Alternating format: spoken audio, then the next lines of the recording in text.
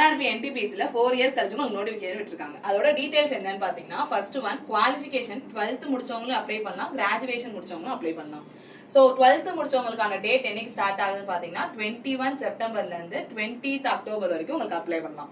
அதே மாதிரி கிராஜுவேஷனாக இருந்தீங்கன்னா 14th செப்டம்பர்லேருந்து 13th அக்டோபர் வரைக்கும் அப்ளை பண்ணலாம். ஸோ 12th முடிச்சவங்களுக்கான போஸ்டிங் எவ்வளோ இருக்குன்னு பார்த்தீங்கன்னா 3445 வேகன்சிஸ் விட்டுருக்காங்க. இதுவே கிராஜுவேஷன் பார்த்தீங்கன்னா 8113 போஸ்டிங் விட்டுருக்காங்க. ஓவராலாக பார்த்தீங்கன்னா 11558 வேகன்சிஸ் இருக்கு. ஸோ இதுக்கு அப்ளை பண்ணுறதுக்கு ஏஜ் லிமிட் என்னன்னு பார்த்தீங்கன்னா 12th வந்து 18லேருந்து 33 வரைக்கும் இருக்கு. அண்ட் கிராஜுவேஷனாக இருந்தீங்க அப்படின்னா 18லேருந்து 36 வரைக்கும் உங்களுக்கு கொடுத்துருக்காங்க. இது இல்லாமல் SC/ST கேண்டிடேட்டாக இருந்தால் உங்களுக்கு ரிலாக்ஸேஷன் பீரியடாக 5 to 3 இயர்ஸ் வரைக்கும் ரிலாக்ஸேஷன் பீரியட் இருக்கும். இதில் சேலரி பார்த்தீங்கன்னா 35,000 ஆரம்பிச்சு 90,000 வரைக்கும் உங்களுக்கு கொடுக்குறாங்க. ஸோ இதோட சிலபஸ், எக்ஸாம் பேட்டர்ன் இதெல்லாம் எப்படி இருக்குன்னு பார்த்தீங்கன்னா எக்ஸாம் பேட்டர்ன் CBT 1ன்னு ஒன்று கண்டக்ட் பண்ணுவாங்க, அது மாதிரி CBT 2ன்னு கண்டக்ட் பண்ணுவாங்க. CBT 1ல நீங்கள் கிளியர் ஆகிட்டீங்கன்னா CBT 2க்கு உங்களுக்கு கால்ஃபர் பண்ணியிருப்பாங்க.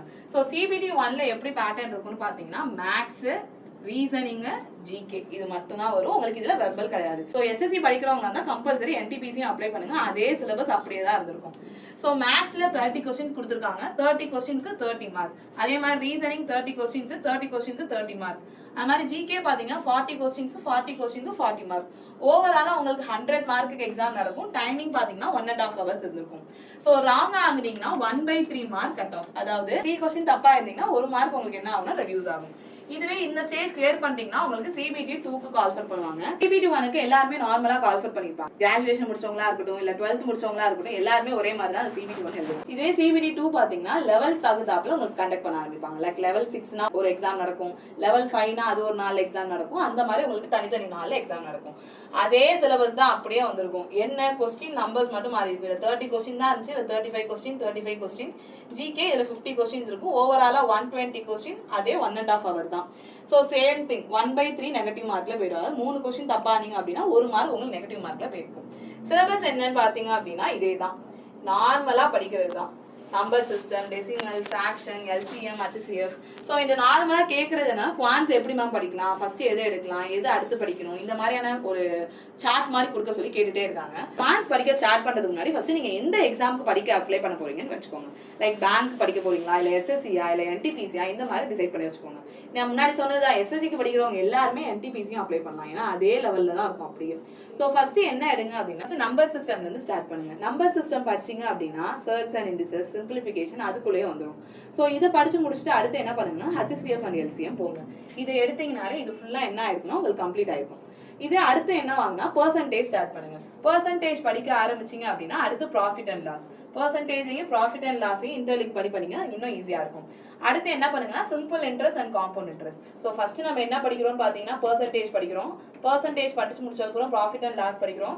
ப்ராஃபிட் அண்ட் லாஸ் படிச்சு முடிச்சோன்னா SI and CI, simple interest and compound interest படிச்சு முடிக்கணும். இதை ஒரு ஆர்டர்ல படிச்சு முடிங்க.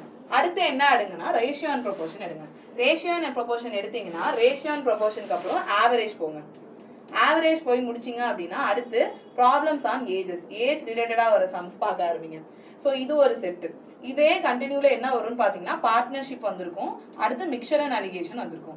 இந்த ஆர்டர்ல படிக்க ஆரம்பிச்சிங்கன்னா அது இன்னும் ஈஸியாக இருக்கும். இப்போ இது எல்லாத்தையும் நான் படிச்சு முடிச்சிட்டேன், அடுத்து என்ன போகிறது அப்படின்னா அடுத்து டைம் அண்ட் ஒர்க் போங்க, அடுத்து டைம் அண்ட் டிஸ்டன்ஸ் போங்க. இது எல்லாத்தையும் முடிச்சதுக்கு அப்புறம் எதுக்கு வாங்க அப்படின்னா மென்சுரேஷனுக்கு வாங்க. மென்சுரேஷன் 2D 3D செப்பரேட்டா உட்காந்து படிக்க ஆரம்பிங்க, ஏன்னா ரெண்டுத்துலயுமே இம்பார்ட்டன்டா கொஸ்டின் வர ஆரம்பிக்கும்.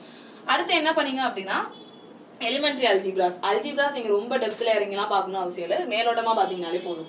அடுத்து என்ன இருக்குன்னு பாத்தீங்கன்னா உங்களுக்கு எலிமெண்ட்ரி ஸ்டாட்டிஸ்டிக்ஸ் கொடுத்துருக்காங்க அண்ட் ப்ராபபிலிட்டியை வச்சு பாத்துக்கோங்க. இதுல இல்ல பட் ப்ராபபிலிட்டி வந்து கொஸ்டின் கேட்கலாம். அடுத்து என்ன எடுத்துக்கோங்கன்னா இன்டெலிஜென்ஸ் எடுத்துக்கிறீங்க அப்படின்னா ஃபர்ஸ்ட் எடுத்தோன்னே பிளட் ரிலேஷன், எதெல்லாம் உங்களுக்கு பேசிக்கா தெரிய வேண்டியதோ அதெல்லாம் பாத்துங்க. லைக் எதெல்லாம் கான்செப்ட் தெரிஞ்சாதான் அப்ளை ஆக முடியும். லைக் பிளட் ரிலேஷன் பார்க்கலாம், சிலாஜிசம் பார்க்கலாம். இதெல்லாம் உங்களுக்கு கான்செப்ட் தெரிஞ்சீங்கன்னா உள்ளார அப்ளை பண்ற மாதிரி இருக்கும். ஸோ ஃபர்ஸ்ட் இதை முடிச்சிருங்க. இதை முடிச்சதுக்கு அப்புறம் என்னோட பர்சனல் சஜஷன் செக்ஷனல் டெஸ்ட்ல எடுக்காதீங்க. ஏன்னா ரீசனிங் வந்து நீங்க ஒவ்வொரு topic wise like coding and decoding, number series இந்த மாதிரி டாபிக் வைஸ் பார்க்கறத விட எந்த அளவுக்கு அதிகமா செக்ஷனல் டெஸ்ட் போட ஆரம்பிக்கீங்களோ அந்த அளவுக்கு உங்களுக்கு ஈஸியா இருக்கும். டெய்லி ஒரு செக்ஷனல் டெஸ்ட் எடுத்துட்டே இருந்தீங்கன்னா சீரியஸ்லி 30 out of 30 ஈஸியா எடுத்துற மாதிரி தான் இருக்கும். ஸோ இது கிளியர் ஆயிடும். அடுத்து ஜிகேன்னு பாத்தீங்கன்னா உங்களுக்கு கரண்ட் அஃபேர்ல இருந்து இதுல அதிகமா கொஸ்டின் வராது. அதுக்கு பதிலாக உங்களுக்கு ஸ்டாட்டிக் ஜிகேல இருந்தே அதிகமா வரும். ஸ்டாட்டிக் ஜிகேன்னு எடுத்துக்கிட்டீங்கன்னா rivers, park, UNESCO sites, important days, books and authors. இது இல்லாம பாத்தீங்கன்னா உங்களுக்கு ஆர்டர் படி படிக்கிறீங்க அப்படின்னா பாலிட்டி படிங்க. பாலிட்டில இருந்து கண்டிப்பா 3 to 4 கொஸ்டின்ஸ் இருக்கு. ஸோ அடுத்து என்ன பண்ணுங்கன்னா ஜென்ரல் சயின்ஸ். சயின்ஸ்னு எடுத்தீங்கன்னா பயாலஜி, பிசிக்ஸ், கெமிஸ்ட்ரி இந்த பேட்டர்ல போங்க. அடுத்து ஹிஸ்ட்ரி போங்க. ஹிஸ்ட்ரின்னு எடுத்துக்கிட்டீங்கன்னா முதல்ல எடுத்தோடனே மெடிவல் இந்தியா படிங்க. மெடிவல் முடிச்சுட்டு ஏன்ஷியன் போங்க. ஏன்ஷியன் முடிச்சுட்டு மாடர்ன் வாங்க. ஏன்னா உங்களுக்கு இதுல தான் கொஸ்டினோட பேட்டர்ன்ஸ் ஜாஸ்தியா இருக்கும். இதுக்கப்புறம் என்னன்னு பாத்தீங்கன்னா நீங்க ஜியாகிரபிலையும் எக்கனாமிக்ஸ்லயும் அந்த அளவுக்குலாம் கொஸ்டின் கேட்கறது இல்ல. பட் ஸ்டில் நீங்க படிக்கிறதா இருந்தா படிச்சுக்கோங்க.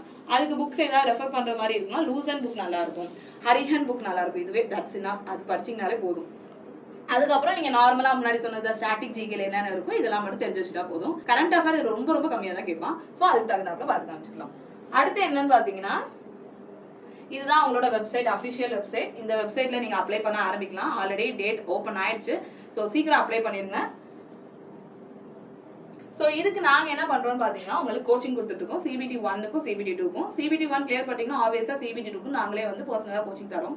நாங்களும் NTPC CBT 1க்கு கிளாஸ் ஸ்டார்ட் பண்ணிட்டோம். அதை பற்றின டீடைல்ஸ் இருக்குது. ஸ்க்ரீனில் இருக்க நம்பருக்கு காண்டாக்ட் பண்ணுங்க. நிறைய பேர் தமிழ்நாட்டில் இருந்து RRB கிளியர் பண்ணி போக ஆரம்பிங்க. நாங்கள் இன்ஸ்டால ஷார்ட்கட் வீடியோ போட்டுட்டு இருக்கோம். ஸோ அதை பற்றி தெரியறதுக்கு டிஸ்கிரிப்ஷனில் ஒரு இன்ஸ்டா ஐடி இருக்கு, அதை ஃபாலோ பண்ணிக்கோங்க.